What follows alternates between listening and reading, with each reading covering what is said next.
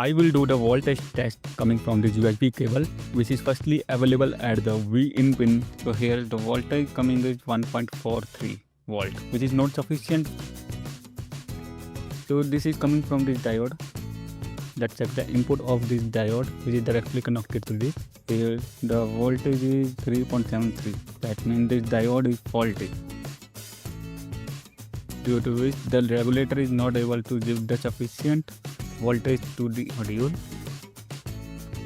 I will short circuit it with tweezer. Yes, it's turning on.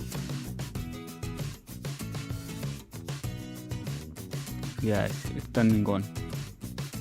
So I will replace this diode.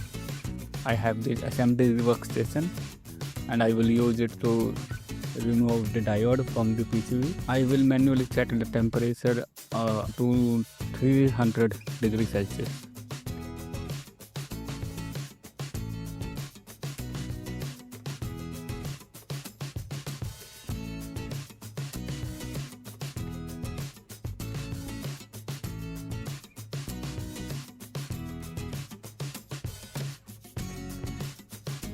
Here is our faulty diode. Have a look. And it's mentioned the part number of this diode. I am directly soldering these two track of diode.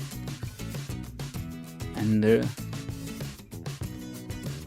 let's check it whether it's turning on or not.